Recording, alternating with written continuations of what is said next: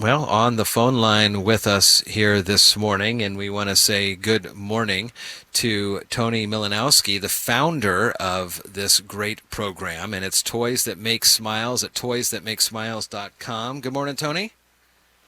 Good morning. Happy Friday to you guys. Happy Friday to you. You're on the air with me and Spencer Hughes. I know someone that you've talked with as well. The mission that you have on your website, toysthatmakesmiles.com, a nonprofit foundation dedicated to bringing joy and smiles to kids in hospitals through the gifts of toys and educational items made from wood and associated materials by its staff and local high school students. This is very, very cool. Tell us a little bit about how you decided to get involved with this.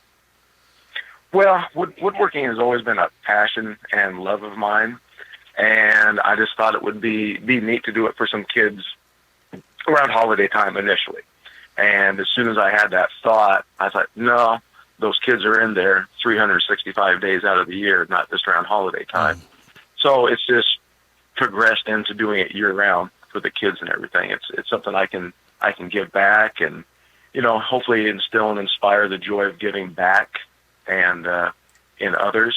And one of the real cool things about it, when you're able to tell a 6 or 7 or 8-year-old and older student that they're empowered to bring happiness into somebody else's life, somebody they'll probably never ever meet, just from doing something simple as this, their eyes get so big, and their enthusiasm is so great at the schools. When we're there working with them and everything, it's wonderful to see. So you partner up with Home Depot, right, Tony? And they supply. Yeah. Tell us about the materials and stuff that's involved in this. They're all pre-cut wooden toy kits that they generously donate to me, and I take them to various schools in Tacoma and Seattle and over to Bellevue, hopefully down to your neck of the woods this next school year.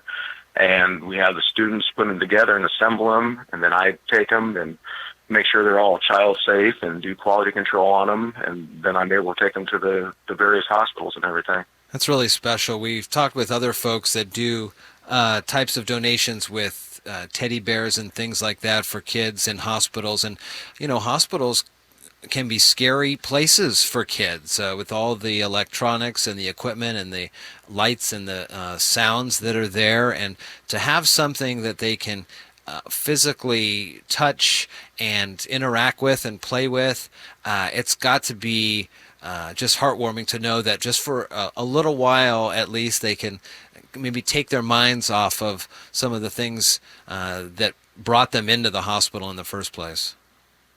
Oh, for sure, definitely. And the kids have a ball when they're able to come to their playrooms and they get to paint them and bling them out however they want. They get to use their creative artistic abilities to make it whatever color they want, and then it's theirs to keep after that, of course, and they can just let their imagination take them wherever they want to go with that smile.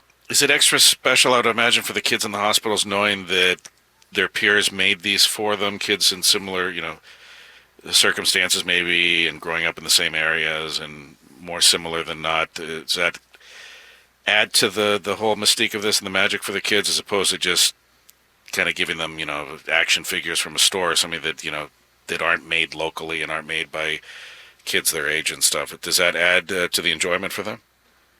Oh, definitely. Because I make sure that they know where they come from, and inversely, I make sure that the kids in the schools know exactly where it's going to, especially, for like the kids in Tacoma. Mary Bridge is their children's hospital there. So they've either been there, have had siblings there, or know somebody that's been there. So when they understand that, because I paint a vivid enough picture for them, they know exactly where it's going. And that seems to inspire them even more. And it's a wide variety of woodcrafts that you help to get put together here, from boats and helicopters to planes and toolboxes. Again, these are great things donated by Home Depot, a great company that is really, sees that there is a major need with this. I know they do their own sorts of woodworking classes for kids on certain Saturdays. So to be able to add you into the fold here seems like a great fit. What are some of the next ways that other people can either get involved or try to get in touch with you on other school districts? You mentioned perhaps hopefully trying to come down to our neck of the woods. What are some ways to be more in touch with you on this? Really, donating is huge. A lot of this I do out of my own pocket, and I am not a big baller or anything like that. So when I have to go, pop for an Uber or whatever it happens to be, that's coming directly out of my pocket. And donations are wonderful because I couldn't do it otherwise without donations. I couldn't do it without Home Depot and their generosity, especially at store 4702 in Georgetown up here, and Chuck and his staff for all their support. Now I do have a couple of events coming up. Yeah. I'm actually making a delivery to Mary Bridge next Tuesday, and I'm actually through the Safeway store that I work at. I'm having smile making days on Saturday the 20th and 27th from 10 to 4, which is open to the public. So everybody is free to come in, bring their kid in. They can come in.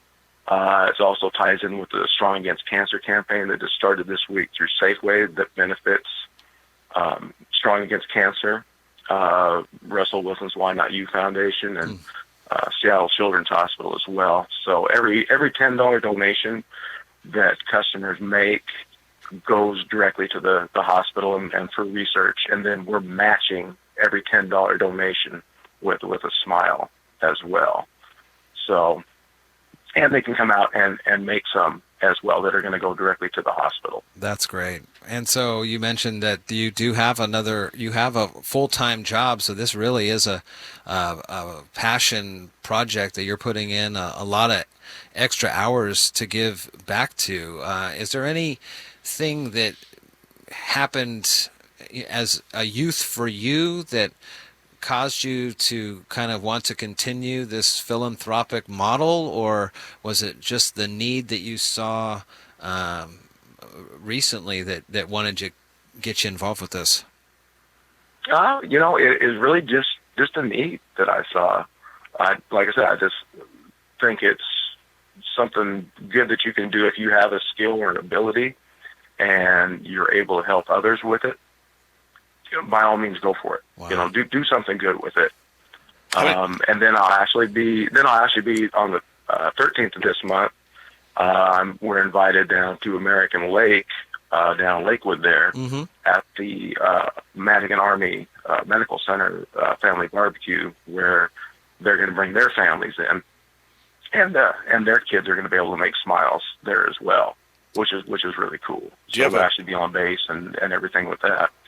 Do you have a goal set in your mind, Tony, of how many schools, in a school year that you'd like to go visit, like in a week or in a month? Like, how many do you hit right now? And ideally, how many would you like to be visiting to get these toys to the kids in the hospitals? Oh, anybody that hits me up and invites me. Awesome. It doesn't matter. I don't have a number. I would hope that the schools wouldn't want to not have their students participate in it. Especially for the high schools, where the students actually get community service credit hours towards graduation when they do this, which you're supposed to. So the whole thing with this, everybody comes up out of this. Toys That Make Smiles online, toysthatmakesmiles.com, and